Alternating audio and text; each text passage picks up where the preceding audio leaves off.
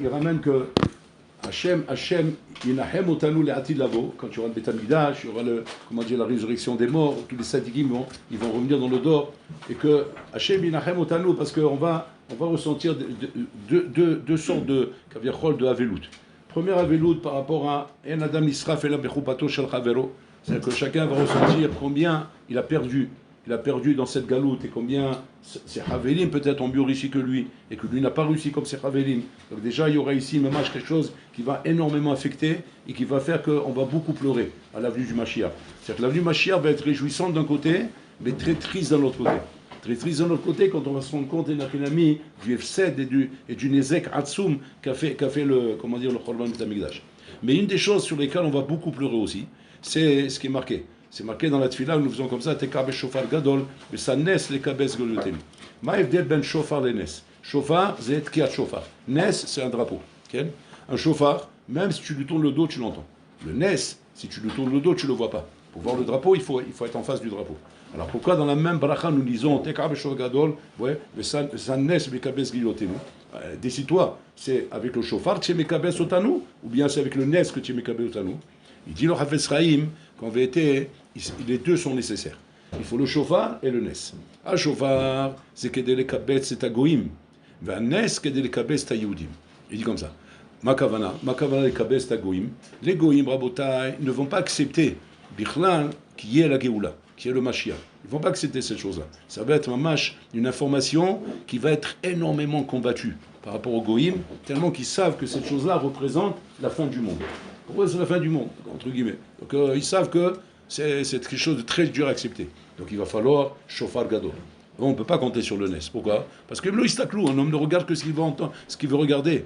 Ah bah le shofar, bah, le kochan, ils vont l'entendre. Parce que c'est shofar gadol. C'est pas le shofar que le rabbin il va sonner là-bas, à Sarcelles ou à Saint-Brice. C'est le shofar gadol mishamaïm, qui s'entend raboter à travers toutes les frontières, et à travers tous les pays, et à travers tout le globe terrestre. Donc même dans l'Olamot, on va l'entendre. Donc il va s'entendre depuis Adam Kadmon jusqu'à Mamash Olam Asiya. C'est-à-dire jusqu'au plus bas de ce Olam. Et ça, c'est pour les goïms, ça. Donc le shofar, quand on dit vraiment shofar qui va sonner du Mashiach, c'est pas pour les juifs, c'est pour les goïms, ça. Pour les juifs, c'est quoi? Nes. Ah, tu dis, mais c'est le problème. Parce que le Nes, les Marasé, ça favorise pas tout le monde. Ça favorise uniquement que celui qui regarde le Nes. Mais celui qui ne regarde pas le Nes, il ne sera pas favorisé. Et Nachinami. C'est marqué que Shem Shiatsanu b'Misraïm, Echad Chalke Chamesh, Kacha Yebemashia, Echad Chalke Chamesh. Ce sera un cinquième. C'est-à-dire 20% seulement des Juifs regarderont le Nes et disons ça y est, Mashiach est arrivé et courront pour aller chercher le Mashiach. 80% des Juifs rabotaï ne voudront pas accepter que Mashiach est venu et ne courront pas pour aller le recevoir. Au contraire, ils seront révoltés, ils seront passifs, froids, ils vont même mezalzel, shalom. Mais ça, c'est la mitziut du Olam Rabotai. Et là, effectivement, on aura encore un tsar ici. Pourquoi? Parce que ces 80% Rabotai ne sont pas forcément que des gens étrangers à nous. Ça peut être même des gens très proches de nous. Et chacun, il sait, Rabotai, ce qui se passe dans sa famille, autour de lui, ses cousins, sa famille, ses oncles, ses tantes, tout le monde qui est autour de nous, et qu'on sait très bien, et Nachinami, qui a priori est en attente du Mashiach et qui n'est pas en attente du Mashiach.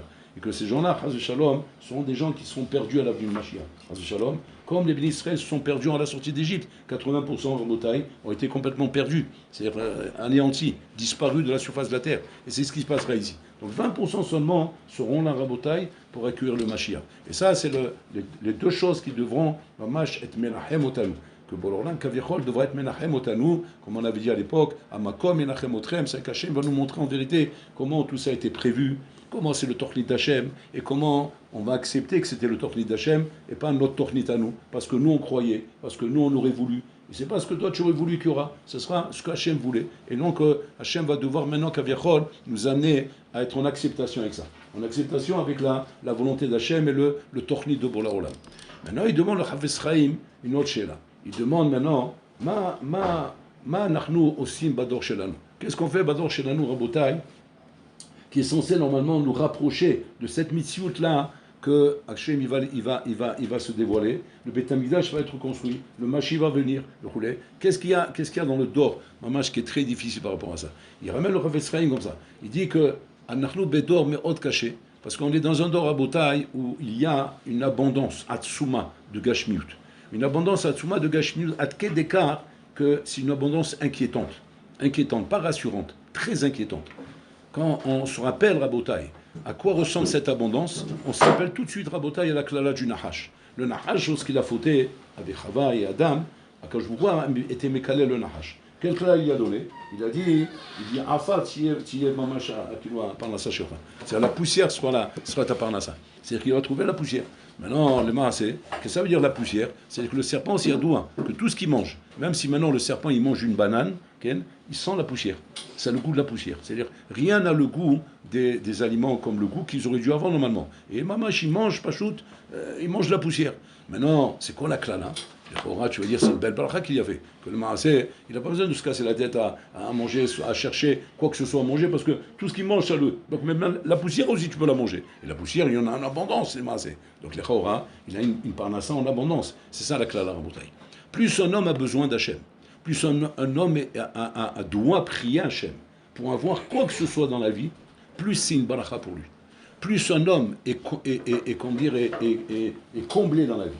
Et que sans prier, il a tout ce qu'il lui faut. À quel d'écart que, il y en a beaucoup comme ça qui se posent la question, mais pourquoi il faut prier? Après, ce qu'on doit avoir, on l'a. Et ce qu'on ne doit pas avoir, on ne l'a pas. En général, les gens qui parlent comme ça, ce sont des gens qui ont tout. Parce que les gens qui n'ont rien, Rabotai, ils comprennent pourquoi il faut prier. Ils ont tellement rien qu'il faut prier constamment. Mais le bon Katoa, il se demande pourquoi il faut prier. Comme le Nahash. Mais le bon Orlam, il te dit, au contraire. C'est-à-dire que celui que je ne veux pas avoir à côté de moi, alors je lui donne tout. Et celui que je veux avoir à côté de moi, alors je lui prends tout. Qu'il soit obligé de prier et avoir de moi ce que j'ai envie de lui donner. Maintenant, à partir de ça, il pose du couchard Tsuma le Chafetz Chaim. Il dit c'est comme ça, c'est très inquiétant. L'abondance gashmit qu'il y a dans ce dor, elle est inquiétante, Rabotai. Parce que quand tu regardes, on n'a pas eu un dor, Rabotai, où il y a eu autant d'abondance gashmit dans le dor. On est mamage dor shel chomer, Rabotai. C'est-à-dire qu'à l'époque, il y avait plusieurs dors. C'est-à-dire pour prendre une douche, il fallait commander l'eau, du puiseur d'eau, qui venait avec un seau, et qui t'amenait l'eau pour pouvoir puiser. Et si jamais c'était pas assez ce qui t'a amené, parce qu'on est une grande famille, eh ben, il fallait aller au puits, amener des seaux d'eau pour emmener à la maison, pour consommer, pour se laver, pour laver la maison, etc. etc. Donc c'est-à-dire qu'il y avait les toilettes. C'était un luxe d'avoir des toilettes à la maison. Où ils allaient les gens? Dans les champs. Ben, ça dote, Rabotai. Et dans les champs, il faut aller faire Birkat HaGomel pour y revenir. Parce que beaucoup restaient là-bas dans les champs avec les Chédim, Rabotai. Ils restaient là-bas capturés par les Chédim. On dit, où il est tonton? Il dit, je sais pas, il avait besoin d'aller aux toilettes. Mais attends, mais ça fait quand même 2 heures qu'il a... Je sais pas, peut-être il a disparu. Il savait que les gens pouvaient disparaître. Comme ça, si c'est passé, kidnappé par un chêne. Bon, chêne Herzog. On ne peut même pas l'enterrer. C'est pas où il est passé. Et ça, c'était la vie, le goral des gens. Les gens vivaient Rabotai, ils vivaient Kaviachol, Tachat Ashgacha Pratit. Ashgacha Pratit, mamage où chaque chose devait être une surveillance d'Hachem pour pouvoir vivre dans ce monde Rabotai. Donc le Olam était un monde Rabotai qui ne te donnait pas Rabotai une assurance, une sécurité. Le monde était très dur. Aujourd'hui, on a un monde de sécurité, d'assurance. Tout est couvert, tout est bien protégé. Tout est assuré, on a les médecins, on a les dentistes, on a un truc, n'importe quoi, un bon là, je sais pas moi, il y a une petite verrue tout de suite, un petit poule, tac, on enlève. Avant, jusqu'à qu'on s'occupe de toi, ouais, il faut qu'on te voie presque la tête sous le camion, et que tu es en train de pisser le sang, et dire, allez, il faut s'occuper de lui. Parce que sinon qu'il se débrouille. Comment qu'il se débrouille? Mais regarde, il s'est coupé la main, ou il s'est fait une entaille, ou bien il s'est fait mort par un serpent. Il a fait un garrot. Mais c'est un serpent, heureusement, il fait un garrot. Et on apprenait à faire des garrots. Et le premier, c'est un garrot tout seul. Il vit pas, Baroda Yanamet. Le Kara Yachaim. C'est Adam Yachai Tachat Ashgachat Hashem. Le premier vit sur l'Ashgachat Hashem, il comprenait que quoi? Qu'il fallait qu'il sorte avec des prières, qu'il rentre avec des prières, qu'il vive avec des prières, parce qu'il savait que quoi? Que le Olam ou Misukan, qu'il n'y a pas dans ce Olam, Kaviachol, tout ce qui est nécessaire pour te donner une tranquillité. En Davakaze. Les gens, ils étudiaient Bimsout Nefesh. Rien n'était assuré. Il est la Zaken, c'est marqué à Botaï. Il avait 2 pièces. Une pièce, il fallait payer pour entrer au Beth Midrash. Pas comme aujourd'hui, tu reçois une paye. Une pièce, il fallait payer. Une pièce, il donnait à sa femme. Une fois, il n'a pas pu. Il fallait qu'il donne à sa femme. Il n'a pas pu rentrer au Beth Midrash. Vous vous rendez compte? Il arrive devant la porte du Beth Midrash. Le chômeur, il est là-bas. La pièce, il n'y a pas de pièce. Tu ne rentres pas. Comment je rentre pas? Ben tu rentres pas. Mais moi, Hillel. Raconte ça à ta mère, d'accord? Hillel. Ici, il n'y a pas Hillel, ici, il y a la pièce. Il y a la pièce, tu rentres, il n'y a pas la pièce, tu rentres pas. Qu'est-ce qu'il a fait? Il est monté sur le toit. Il s'est mis sur la lucarne là-bas. C'était en hiver, il y avait la neige. La neige, elle est tombée. Elle a recouvert Hillel. Il a la tête comme ça, écrasée sur la lucarne. Tu vois la ville comme ça. Tu vois la tête de Hillel comme ça. À un moment donné, ils ont vu qu'il fait nuit. Parce que la neige, elle a recouvert. Alors ils ont dit, Arvit. Il dit, mais comment Arvit? Mais quoi, c'est pas si aussi vite que ça? C'est pas possible, ils ont vérifié. Il est sorti dehors, il dit, mais il fait le bien jour. Qu'est-ce que c'est Arvit? Il lève la tête, il voit la tête de Hillel. Qu'est-ce qu'il fait là, Hillel? Mais pourquoi il est sur la lucarne? Qu'est-ce qui s'est passé? Il n'a pas pu rentrer. Ils l'ont sorti de la Rabotaï, ils l'ont emmené en bas pour les tuer. Regardez dans quelles conditions ils étudiaient. Et Hillel, Rabotaï, comment il faisait pour manger maintenant? Parce qu'il lui a donné un prouta à l'autre. Lui, il n'a rien pour manger. Qu'est-ce qu'il faisait, Rabotaï? Pendant l'Afsaka, il allait couper du bois dans la forêt. Des bûches de bois pour une compagnie, pour, je sais pas, bon, des bonhommes qui ont besoin de bûches de bois. Il se mettait à disposition. Tu vois, c'est le grand rabbin Hillel, tu sais, Hillel, coupe-moi là, comment dire, 10 bûches de bois pour la cheminée, pas de problème. Et on lui donne une pièce, et avec ça, il allait s'acheter un falafel, une petite canette de bière, une petite canette de coca, et voilà, il a pris son repas, et il reprenait son limoud en Botaï. Dans ces conditions-là, Am Israël a grandi en Botaï. Mais il a grandi quoi? Des Anakim, des Gdolim, des Géonim, des Tanaïm, des Amoraïm, des géants de la Torah. Aujourd'hui, on grandit des Batlanim en Botaï, avec les meilleures conditions inimaginables qu'on peut imaginer. Il y a le Masgan, il y a tout, il y a tout ce qu'il faut et tout ce qu'il ne faut pas. Tout ce qu'il faut et tout ce qu'il ne faut pas, on a la distribution des mantakim là-haut, etc., pour les petits creux, etc. Quel manta, quel creux, Bichla. Dis merci s'il y a du pain sec encore. Tu trouves encore un crognon de pain sec, ouais, dis merci que tu as trouvé ça. Et dans ma caserne, la bouteille. Alors, Avesra, il me demande, Mazé Shefaze. C'est quoi le pshat de ce chefin là? Et il fait très peur, le Avesra. Il donne un machal sanguinaire. C'est un machal, interdit au moins 18 ans. Un machal sanguinaire. Il dit Machal, les Meller. Un Meller à Botaï, il avait un ministre qui avait fauté envers le roi. Et le roi, il s'est dit, il faut que je donne une leçon. Les Chachamim, qui étaient proches du roi, ils ont dit, il faut donner une leçon. Il ne faut pas laisser ça passer comme ça. Il faut qu'il soit puni très sévèrement pour que les gens comprennent qu'on ne se moque pas du roi. Alors il dit, ok, qu'est-ce que vous conseillez de faire? Alors chacun donne une idée, jusqu'à qu'il est venu un satan là-bas parmi les ministres. Il a dit, moi j'ai une idée. C'est quoi l'idée? On va l'enfermer dans une prison en verre, en plein milieu de la place publique, là-bas, sans boire, sans manger, sans rien. Et on va le voir mourir à petit feu. Tu t'imagines voir un bonhomme dans une prison en verre, où tout le monde passait, c'était l'attraction du royaume. C'est que les bonhommes passaient, donc comme il y a, tu rends visite au palais du Louvre, ou bien au château de Versailles, il y avait la prison de verre. Où les gens ils venaient, il y a c'est une attraction, c'est magnifique, en plus c'est gratuit, c'est magnifique, on amène tous les enfants, et tu vois toutes les familles comme ça, que les enfants ils arrivent comme ça, le voilà le ministre qui est dans la prison en verre. Et alors, tu vas voir, il est en train de mourir, parce qu'il est dans la prison, il ne mange pas, il ne boit pas, donc on voit un homme mourir. Et vous savez que la curiosité morbide comme ça on appelle, les gens qui sont curieux de voir un homme mourir, ça c'est plus qu'un film, ça c'est magnifique. Tu peux voir des films, c'est jamais comme ça. Tu vois, il est en train de mourir comme ça, il est bleu, vert, les gens ils adorent, ça c'est l'attraction. Donc ils sont tous venus comme ça. Jusqu'au jour où il vient un bonhomme de très loin, il a payé un hommage très cher, il a payé très très cher pour venir, pour voir ça. Et ce jour-là, le ministre Narabota, il était tellement en train d'agoniser, tellement qu'il n'en pouvait plus de rester sans manger. Qu'est-ce qu'il a fait, Rabotaï? Il a coupé sa main, il s'est mis à manger sa main. Il a coupé sa main, il s'est mis à manger sa main. Maintenant, ce bonhomme-là, qui vient de très loin, il arrive là-bas.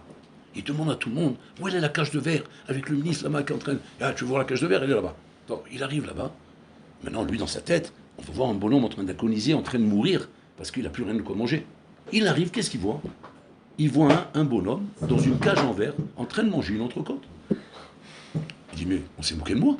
Mais c'est mes cartes-out, je vais porter plainte. J'ai payé un bon moment, moi, pour arriver ici. Tu sais ce que ça m'a coûté? Ça m'a coûté une blinde. Et l'avion, il est mes trucs pour arriver là. Maintenant, j'arrive, tu m'as dit, ah, mais il est en train de mourir. Mange une entrecôte, c'est quoi cette histoire? Le bonhomme qui était là-bas, il lui dit, Tista, quel tort. Regarde bien qu'est-ce qu'il est en train de manger. Il dit, ma ouchel. Ayad shelo ouchel. Bessalo ouchel. Le Rav Esraïm, il dit, ça, c'est le machal. Le nimshal, c'est pareil. Quand tu vois un Boda, une abondance rouchanite dans leur olam, et tu te demandes, c'est quoi cette abondance rouchanite? Aïe, aïe, aïe, quel dor de tzadikim qu'on a tellement d'abondance, tellement de shefa, tellement de... Bessaro ochel ta basar shelo, ochel ta olam haba shelo. Ce qu'on est en train de manger dans ce monde, c'est notre Olam Haba, Rabotai. C'est ça le Pahad, Rabotai. Pahad, comme c'est dit le Rav Israël. Il dit, Ndavar Kazé, on n'est pas méritant. On n'est pas méritant de croire qu'on peut avoir autant de Shefa et avoir Olam Haba. Ndavar Kazé. Pour avoir un Olam autant riche avec Olam Haba en plus de ça, il faut imaginer que tu es vraiment un grand tzaddik. Comme Israël Selinter, il dit, il y a une condition pour ça. Pour être Zocher Olam Hazé, Olam Haba. C'est qu'en vérité, ce que tu reçois là, c'est la voiture de fonction.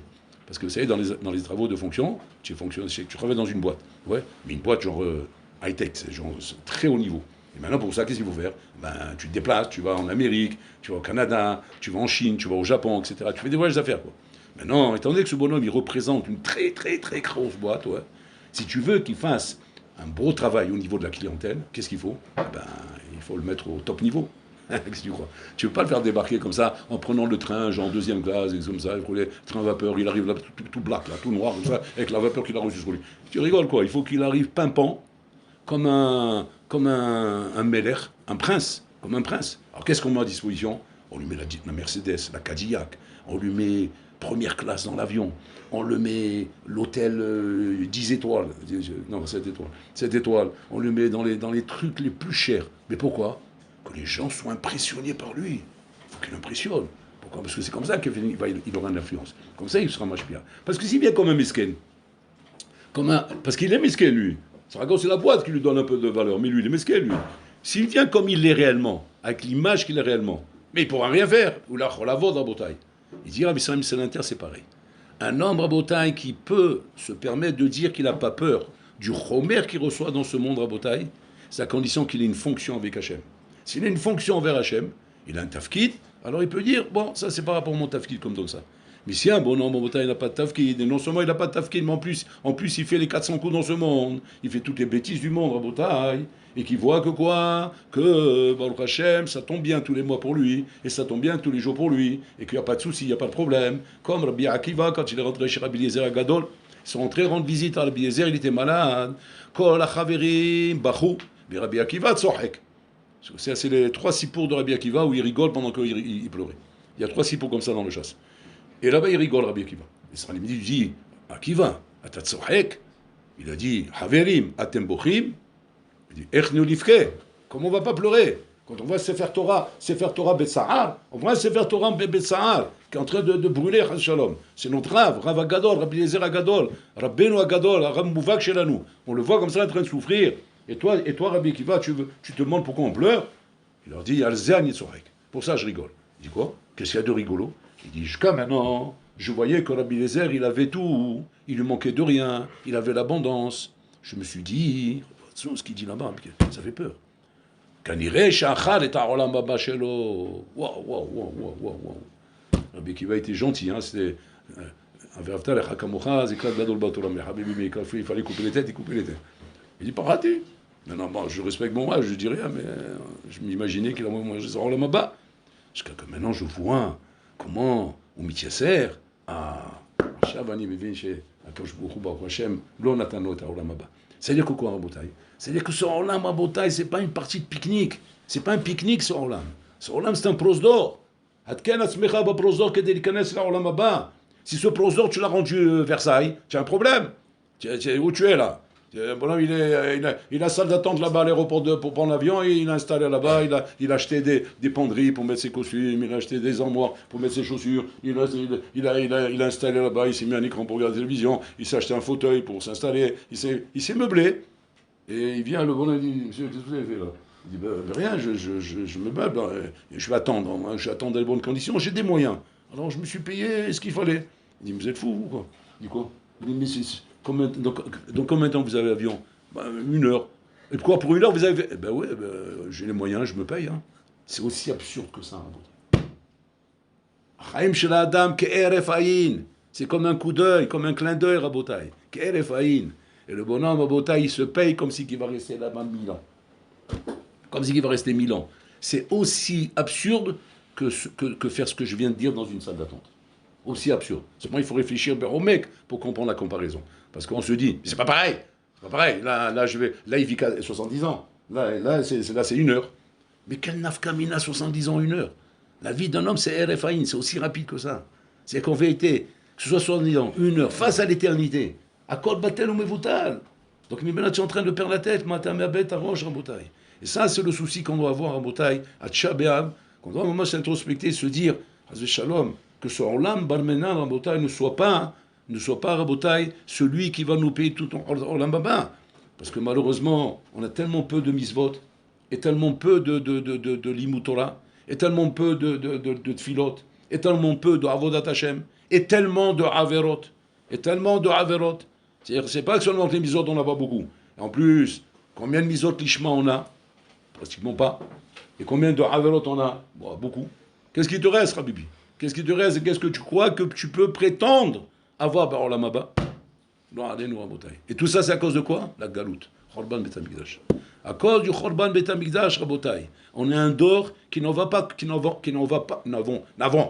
pas connu Rabotai, la Gadlout et les Tanaïm et la Moraïm, qu'ils ont eu le srout là-bas de connaître. Parce que eux, ils ont connu. Que tu veux, quand il y a des Tanaïm autour de toi, et tu te lèves le matin, tu descends, au lieu de voir un Mahboul à la synagogue en train de faire le clown, qu'est-ce que tu vois? Tu vois un Tana. Tu le vois prier, mais tu dis, mais c'est incroyable, il est Boram Hatzilut. Moi, je serais au moins Boram Abria, au moins un petit peu. Quoi. Ça m'élève un peu quand je le vois. Ça me motive. Ça nous tente du réchec, Rabotai. Mais quand tu vois des rigolos autour de toi, ma réchec, qu'est-ce que nous tente comme quoi, Rabotai? Alze Adam Saradivkot, Rabotai, l'homme, il doit pleurer pour ça. Pour pleurer, Rabotai, pour le mamage, pour le Khorban, et pour le mamage, comment dire, le chasser qui est ici. Le chasser qui est ici, qu'on ne doit pas prendre ça, Rabotai, comme un avantage. Au contraire, Rabotai, comme un kitroug, comme une accusation sur nous, parce que c'est pas quelque chose qui vient combler le dor, Rabotai. C'est pas une abondance qui vient combler le dor, c'est une abondance qui vient accuser le dor, qui vient de mécatrer le dor. Pourquoi? Parce que plus de gashmit je te donne, et plus tu as du devoir avec ça, plus tu as des chovot avec ça. C'est pas stam en Bretagne.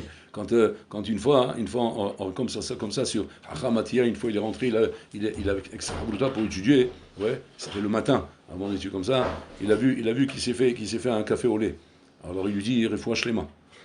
Alors il dit, je suis pas malade. Ah non, je croyais, excuse-moi, mais tu t'es fait un café au lait, je me suis dit, c'est malade. Alors, parce que je fais un café au lait, c'est que je suis malade. Attends, si tu n'es pas malade, tu as besoin d'un café pour te réveiller, pourquoi tu mets du lait dedans? Regardez où ils étaient, Rabotai. Et c'est Moussagim. C'est puisqu'un café au lait. C'est pas un café au lait, moi, c'est un chocolat et croissant. Et bien croustillant en plus. Et en plus chaud. Ouais, parce qu'on met les synonymes comme ça, bien comme ça, chaud comme ça, avec le beurre dessus, bien comme il faut. Il faut le beurre et la confiture, et le dénia et la crème chantilly, même s'il faut la cerise au-dessus comme ça, pour que ce soit bien mamage, que ce soit shalem, olam shalem, umtukan, rabotai, babagash miout. Et la daga, elle est là. Et bon, l'olam, il regarde ça, il te dit, est-ce que tu mets autant d'intérêt dans ta rouchaniout comme tu mets dans ta gashmiout? Est-ce que tu mets autant d'intérêt sur ta voiture comme sur ton daf de Gemara? Ton daf de Gemara, tu le fais. C'est parfait comme dans ta voiture, ou là-bas, quand tu as, bien sûr, le bonhomme il a les moyens, il veut que ce soit parfait. Il veut que les fauteuils soient des beaux fauteuils. Il veut des options. Il veut une belle voiture avec une belle couleur, une belle tsura roulée. C'est-à-dire, bien fait. Tam dagdek, rabé, benimou l'agmara. Tu mets dagdek comme ça pour comprendre et comprendre parfaitement ton sort, comprendre parfaitement l'agmara. Et c'est décalage en bouteille. Combien ces choses-là, alors allez-nous en bouteille, si jamais on ne pleure pas sur le Khorban, toutes ces choses-là deviennent un kitrouk sur nous. La seule chose qui enlève le kitroug, c'est le pleur que tu vas pleurer de Shabbat. Pourquoi? Parce que deux choses nues. Ou bien tu pleures pas, donc ça veut dire que quoi? Ça te dérange pas? La preuve, c'est que tu pleures pas. Ça te fait rien, quoi. Maintenant, j'accuse pas Haz Shalom, le bonhomme qui sait pas. Il sait pas. Ça c'est Tinoch Shinishba, on peut pas juger ça. On prend un bonhomme qui sait, qui a une conscience. Un bonhomme qui a écouté, qui a une conscience. Quand on dit on sait, c'est entre guillemets, on sait pas beaucoup, mais le peu qu'on sait, ça suffit pour avoir conscience. Ça doit t'amener à quoi, Rabotai? Au moins à être mystère, la Khorban. Pourquoi? Parce que la raison que je suis là, la raison de mes problèmes, la raison de mes lacunes, la raison de tout ça, c'est le Khorban. Si tu ne pleures pas pour le Khorban, mais tu rigoles, gros, mais c'est ça. Si maintenant un enfant, Rabotai, on lui a donné une interrogation, l'interro de maths, et lui, il n'a pas pu réviser, il n'a rien fait. Donc il a 0. Maintenant le prof, il vient, il voit l'interro, il dit, comment, tu n'as rien répondu? Alors, ça dépend. Si l'enfant, il se met à pleurer à ce moment-là, tout de suite, le mori va prendre l'interro, il va le mettre de côté, il va dire, qu'est-ce qui se passe? T'asbirli. Il va lui expliquer qu'il a des problèmes à la maison, etc., etc. Le prof, il regarde complètement différemment. Comme il va dire, mais dis, t'inquiète pas. T'inquiète pas, c'est pas. Le terreau, laisse de côté. C'est pas important. C'est pas important. Dis-moi, raconte-moi ce qui se passe avec toi. Ce qui est important, c'est toi. T'as sbire les makoris. Et là, le professeur, tout de suite, il va s'intéresser à l'enfant. Au contraire, il va même l'aider. Il va même lui donner des moyens pour arriver à avancer parce qu'il voit qu'il a rien à côté. Mais si maintenant, quand il vient avec sa composition qu'il n'a pas remplie, et que le prof vient le voir et lui dit qu'est-ce qui se passe, il se met, lui fait un sourire au prof. Presque, il lui rigole au visage. Mais tu rigoles, c'est pas zéro qui va te mettre, il va te renvoyer l'école même. Et ça, c'est bon, l'Orlam, c'est la même chose, c'est le Machal. Le Machal, c'est pareil. Bon, l'Orlam, il voit les lacunes qu'on a, il voit les difficultés qu'on a, il voit les ksha'im qu'on a. Bon, l'Orlam, il dit, je t'ai donné une fois par an. Ouais, t'essaies de te comprendre. C'est la vie, notre. Essaie de comprendre d'où viennent toutes ces lacunes, d'où viennent toutes ces difficultés. Alors, si tu es un bonhomme qui prend les choses à la légère, et que là où je t'ai donné la possibilité de t'expliquer, tu t'es pas expliqué, qu'est-ce que tu veux que je fasse avec toi? Son titre. Si ce n'est pas de t'abandonner comme j'ai abandonné le serpent, et j'ai donné tout ce qu'il voulait pour qu'il me laisse tranquille. Et donc, ça veut dire que Tisha B'Av n'est pas un jour, encore un jour dans l'année. C'est Hayom à Mochiach. C'est l'homme, c'est le jour à Botaï qui vient donner une explication kaviachol à toutes les lacunes que tu peux avoir, à toutes les difficultés que tu peux avoir, à tous les ksha'im que tu peux avoir.